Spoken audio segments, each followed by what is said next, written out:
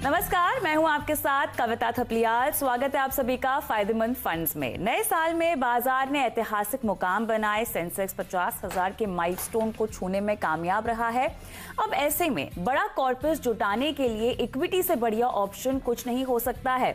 और आज हम लेंगे एक साल पहले शुरू किए गए फंड और इन्वेस्टमेंट का रिव्यू और शानदार फंड पर करेंगे चर्चा, और साथ ही आपको मिलवाएंगे एक बहुत ही बेहतरीन फंड मैनेजर से भी। लेकिन शो की शुरुआत करेंगे हमारे नियम के साथ, जो कि हम हर हफ्ते करते हैं। हम सबसे पहले एक पोर्टफोलियो देखते हैं, और आज बारी है इंडिविजुअल यानी यंग इंडिविजुअल के पोर्टफोलियो की, जिनको हमने एक साल पहले एक पोर्टफोलियो सुझाया था।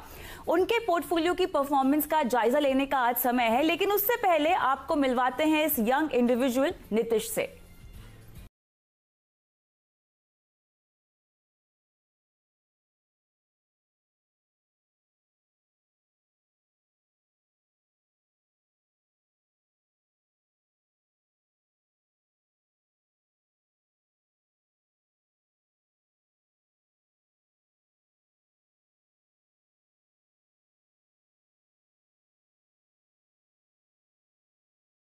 जैसे मैंने पहले कहा, ठीक एक साल पहले हमने इन्वेस्टमेंट जो है वो शुरू करवाई थी नीतीश से, और जैसा कि अब हम आपको पोर्टफोलियो में भी बताएंगे, 30% तक का रिटर्न जो है वो इनके पोर्टफोलियो में कमाकर हमें दिखाई दे रहा है आता हुआ। लेकिन उससे पहले हम आपको बताएं कि ये यंग इंडिविजुअल है और इनके जो लक्ष्य हैं वो था जिम खोलने का। इनका बहुत बड़ा सपना है, जिसके लिए ये निवेश जो है वो कर रहे हैं।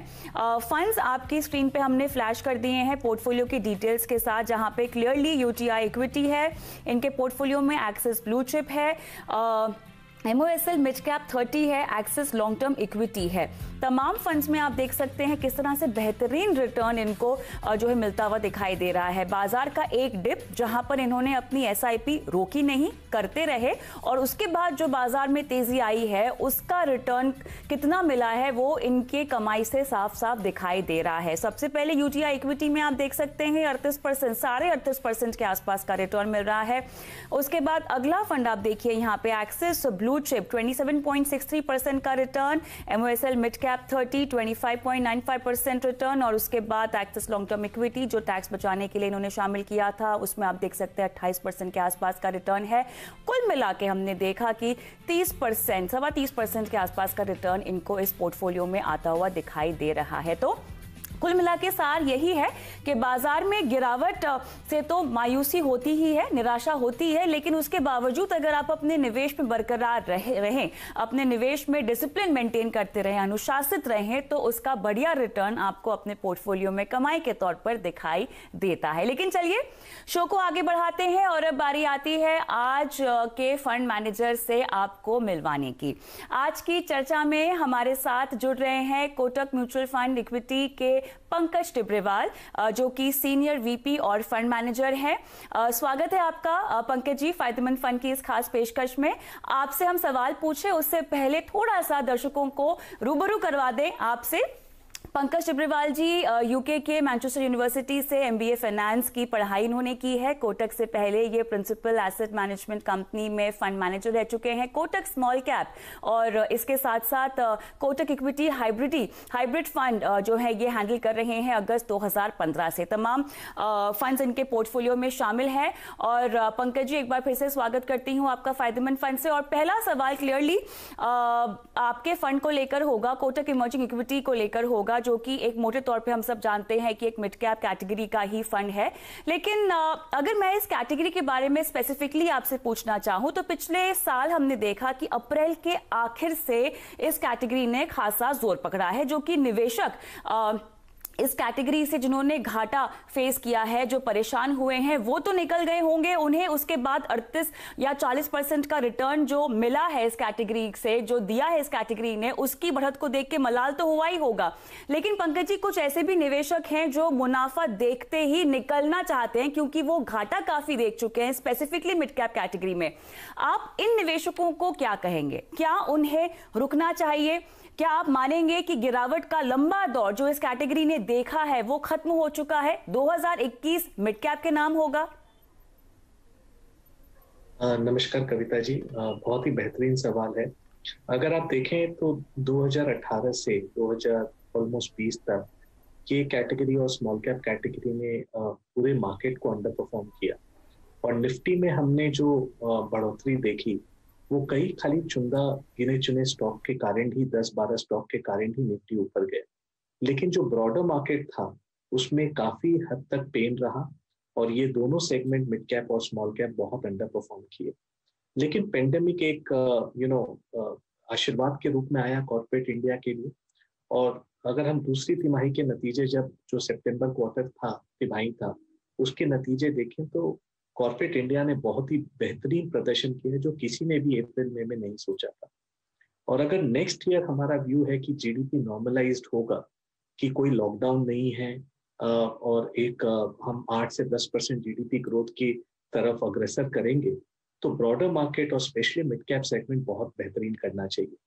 अगर हम 6 महीना पहले रिवाइंड करें तो कई कंपनियां बहुत अट्रैक्टिव वैल्यूएशन पर ट्रेड कर रही थी और हमने मार्केट में जाके कॉल दिया कि आपको मिड कैप और स्मॉल कैप सेगमेंट में ओवरवेट होना चाहिए। वो कॉल आज भी कायम है।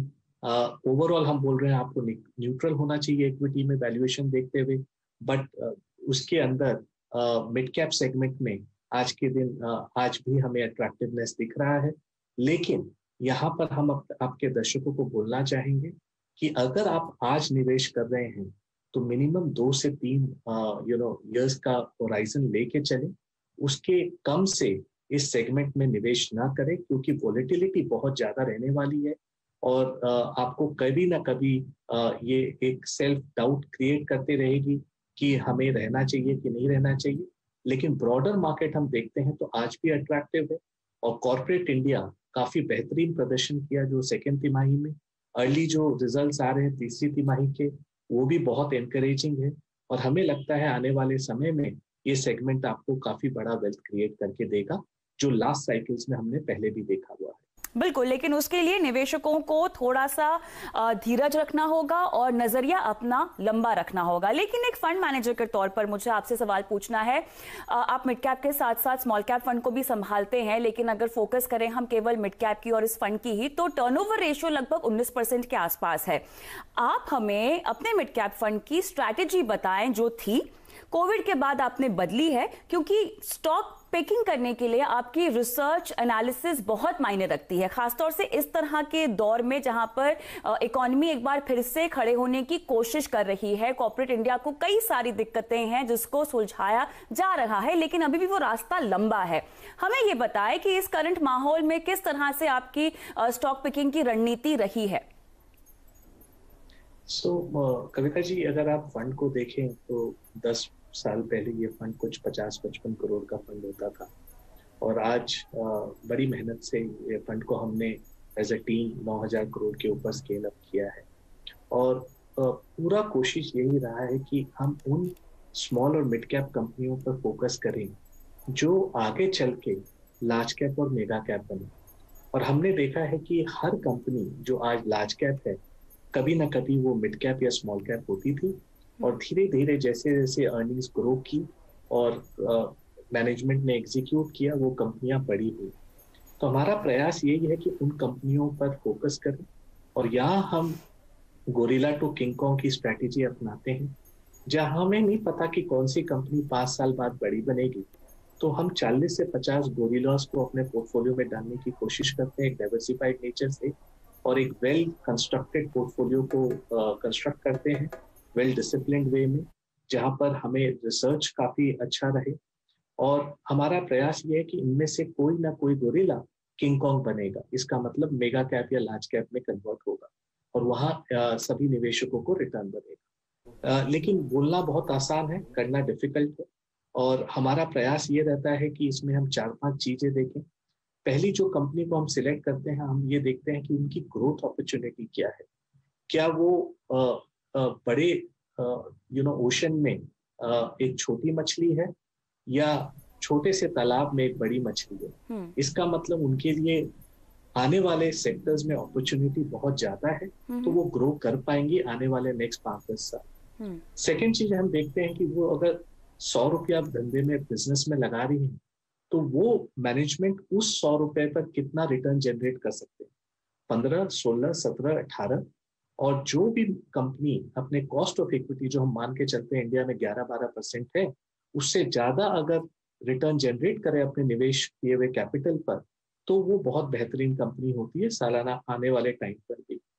तीसरी चीज हम देखते हैं कि लोग सब जन प्रॉफिट एंड लॉस और अकाउंटिंग प्रॉफिट पर फोकस करते हैं। हम as a house balance sheet और कैश फ्लो पर फोकस करते हैं कि अगर कोई कंपनी का बैलेंस शीट और कैश फ्लो अच्छा है तो आने वाले टाइम पर वो कंपनी अपने आप स्ट्रॉन्ग खड़ी हो जाएगी। तो अब ऐसे में ये तो आपने फैक्टर्स बताए सिलेक्ट करने के, लेकिन एग्जिट स्ट्रैटेजी आपकी क्या होगी? क्योंकि देखिए एक दौर था जहां इस सेक्टर ने बहुत खराब प्रदर्शन किया है और उसके बाद हमने देखा कि कोविड की मार पड़ गई। ऐसे में मिड कैप कंपनियां किस हद तक आपको लगता है कि आने वाले समय में अपने आप को संभाल पाएंगी, जिससे एक फंड मैनेजर को ये भरोसा हो कि ये स्टॉक चलेगा और मुनाफा देगा मेरे निवेशक को? एग्जिट स्ट्रैटेजी आप अभी कैसे बना रहे हैं? एग्जिट स्ट्रैटेजी के बारे में मैं बात करूंगा, लेकिन उसके पहले कविता जी एक छोटा सा डेटा देना चाहता हूँ। हर निवेशक ये सोचता है कि मिड कैप और स्मॉल कैप मतलब स्मॉल छोटी कंपनी है, बट ये जनरली सत्य नहीं है। अगर आज आप 101 नंबर मार्केट कैप कंपनी से, जो सेबी डिफाइंड जहां से मिड कैप स्टार्ट होती है, और हम 550 रैंक्ड कंपनी में जाएं, इसका मतलब 450 कंपनियों का यूनिवर्स, आपको ये जान के आश्चर्य होगा कि इनमें से 200 से ज्यादा कंपनियां अपने सेक्टर के लीडर हैं, चाहे वो स्मॉल कैप में हो या मिड कैप में हो। तो अगर कोई टाइल कंपनी है, हो सकता है वो लीडर है अपने सेक्टर की, लेकिन उसे मिड कैप, क्योंकि मार्केट कैप छोटा है तो उसे मिड कैप क्लासिफाई किया है। हो सकता है कोई प्लाईवुड कंपनी हो जो अपने सेक्टर का लीडर हो, लेकिन वो स्मॉल कैप क्लासिफाई किया गया हो। तो बोलने की कोशिश मैं ये कर रहा हूं कि ये मत समझिए कि मिड कैप स्मॉल कैप मतलब वो अपने सेक्टर के लीडर नहीं है। तो हमारा प्रेफरेंस ये है कि उन सेक्टर के लीडर से जुड़ो। और अगर आप डेटा देखें, ये 200 कंपनियों में आप इक्वल वेटेड अगर अपना पोर्टफोलियो बनाते 2010 में और 2020 में, वो 100 रुपया आज 1000 रुपया है। डिस्पाइट ऑफ 10 साल में जितना टर्मोइल ऊपर नीचे हमने वोलेटिलिटी देखी, तो हमारा प्रयास ये रहता है कि मिड कैप स्मॉल कैप में भी वो कंपनियों को ढूंढे जो अपने सेक्टर लीडर्स हैं, और आगे चल के जैसे जैसे सेक्टर में ग्रोथ आएगा उन्हें मार्केट शेयर मिलता रहेगा। कमिंग टू योर क्वेश्चन कि अगर एग्जिट स्ट्रैटेजी क्या है, हमारी 2-3 एग्जिट स्ट्रैटेजी होती है। पहला, हम कोई भी कॉर्पोरेट गवर्नेंस और balance sheet cash flow issue पर कॉम्प्रोमाइज नहीं करते। जहां भी हमें लगता है थोड़ा डाउट या कोई भी इंडिकेशन आता है कि यहाँ ठीक काम नहीं हो रहा है, हम वहां से निकल जाते हैं। सेकेंड, जहां पर हमें लगता है वैल्यूएशन बहुत महंगी हो रही है और वो जस्टिफाई नहीं कर सकते आप ग्रोथ रेट से भी, तो हम उसको रिवैल्यूएट करते हैं। और थर्ड, कोई जगह लगता है कि डिस्ट्रप्शन बहुत बड़ी आने वाली है और ये कंपनी आज तो अच्छा कर रही है लेकिन आने 3 साल 5 साल में इसके बिजनेस मॉडल पर डाउट होगा, वहां पर हमको वापस रिवैल्यूएट अपने पोजीशन पर करना पड़ता है। तो 3-4 चीजें हैं जहां पर हम अपने पोजीशंस को रिवैल्यूएट रोज के दौर में करते रहते हैं।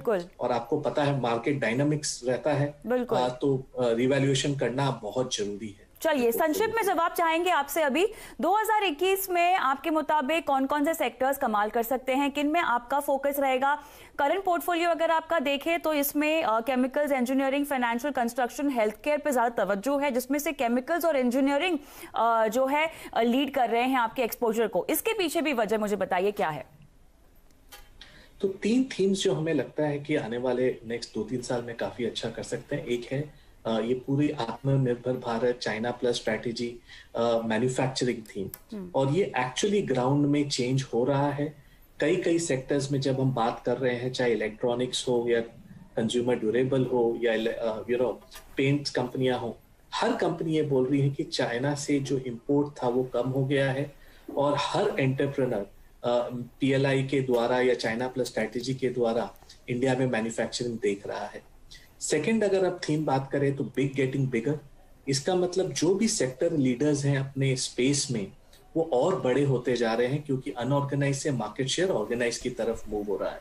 तो ये एक सेकंड बड़ी थीम है। इसमें आपके केमिकल्स, होम बिल्डिंग इंप्रूवमेंट कंपनियां जो कि tile, plywood, pipes, consumer durable सब आ जाएंगी। ये कंपनियां काफी अच्छा कर रही हैं। थर्ड अगर हम देखें तो फाइनेंशियल सर्विसेज, यहाँ पर हमें लगता है जो वर्स्ट टाइम था एनपीए साइकिल का वो हमारे पीछे है और आने वाले नेक्स्ट 12 से 24 महीने में बैंकों का पोजीशन काफी स्ट्रांग रहेगा और ग्रोथ पर वो फोकस करेंगे। फोर्थ हमें लगता है कि केमिकल कंपनियां, इंजीनियरिंग कंपनियां एज यू राइटली सेड काफी अच्छा करेंगी, बट ये कहीं ना कहीं या तो आत्मनिर्भर भारत थीम में या मैन्युफैक्चरिंग थीम में फिट होंगी। तो ब्रॉडली अगर आप देखें तो हमारा पोर्टफोलियो काफी डाइवर्सिफाइड है और रिस्क को हम काफी इम्पोर्टेंस दे के आगे बढ़ते हैं। और इस सेगमेंट में कविता जी एक चीज जरूर ध्यान रखिएगा कि गलतियां कम हो। हमारा प्रयास ये रहता है कि हम पिच पर लंबे समय तक डटे रहें। आपने देखा इंडिया एडिलेड में हारने के बाद सिडनी में जब गया तो लास्ट में वो डटे रहे पिच पर और ड्रॉ की तरफ अपने मैच को ले गए। तो वही हमारा प्रयास रहता है कि रोज आपको पिच पर जाके छक्के और चौके मारने की जरूरत नहीं है। इस सेगमेंट में जितना गलतियां आप कम करोगे आपको आप खुद सरप्राइज हो जाओगे कि कितने अच्छे रिजल्ट आ सकते हैं। बिल्कुल, चलिए तो यहाँ पर दृढ़ निश्चय फंड मैनेजर का और मुनाफा निवेशकों का, मेरे ख्याल से यही बात निकल कर आती है। और जहां तक इन्वेस्टर टेक अवे की बात है, यही बात समझ में आती है हमें कि मिड कैप फंड्स क्योंकि ज्यादा वॉलेटाइल होते हैं, अपने पोर्टफोलियो में आप लंबे नजरिए के साथ रखें उनको और जितना हो सके एक लक्ष्य से बांधे, तब आपका मुनाफा ज्यादा होगा। बहुत बहुत शुक्रिया पंकज जी समय निकालकर आज इस पेशकश का हिस्सा होने के लिए। धन्यवाद। और फायदेमंद फंड में रुकेंगे छोटे से ब्रेक के लिए। ब्रेक के उस पार हमारे साथ जुड़ेंगे फिरोज अजीज जो देंगे आपके तमाम सवालों के जवाब।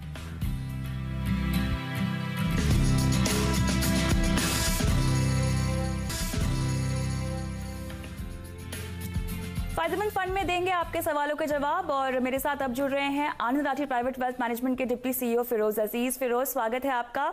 शुरुआत करेंगे अनुज भाटिया के सवाल के साथ और इनका मौजूदा निवेश जो है वो कुछ फंड्स में है, कैनरा रोबेको इमर्जिंग इक्विटीज और एसबीआई ब्लू चिप। इसके अलावा ये 5,000 रुपए और निवेश करना चाहते हैं। 15,000 की टोटल ये अभी इन्वेस्टमेंट कर रहे हैं।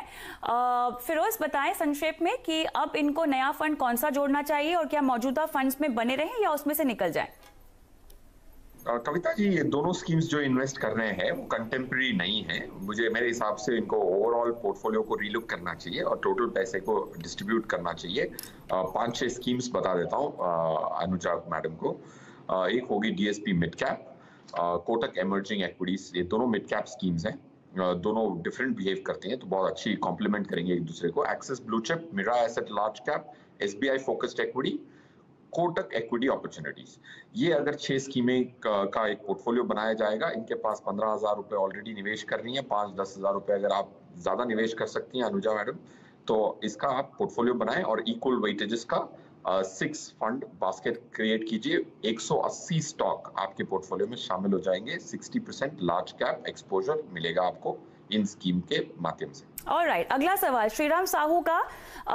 इन्हें अपने बच्चे की पढ़ाई के लिए पैसे इकट्ठे करने हैं फिरोज, और एसबीआई मैग्निम मल्टी कैप ये कंसिडर कर रहे हैं निवेश की शुरुआत करने के लिए। 1,000 रुपए का अमाउंट है, 15 साल का टाइम होराइजन है इन्वेस्टमेंट का। बताएं ये फंड कंसिडर करें या किसी और से शुरुआत करें निवेश की?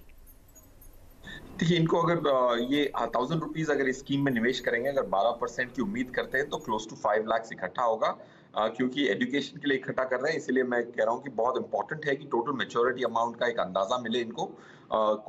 एसबीआई मल्टी कैप स्कीम एक अच्छी स्कीम है और एक स्कीम में जोड़े ताकि 5 लाख रुपए कम ना पड़ जाए।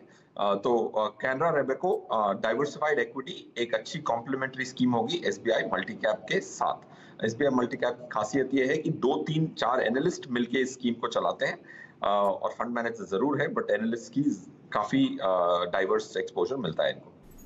ऑलराइट फिरोज, बहुत बहुत शुक्रिया समय निकाल के तमाम सवालों के जवाब देने का। और इसी के साथ फायदेमंद फंड्स में मुझे भी इजाजत दें, लेकिन याद रहे सोमवार को, बुधवार को 4:30 बजे शाम को हम मिलते हैं ऑनलाइन, यानी हमारे ट्विटर और फेसबुक हैंडल पर, जहां पर हम देते हैं आपके तमाम सवालों के जवाब फिरोज अजीज के साथ। तो मुझे फिलहाल इजाजत दें, नमस्कार।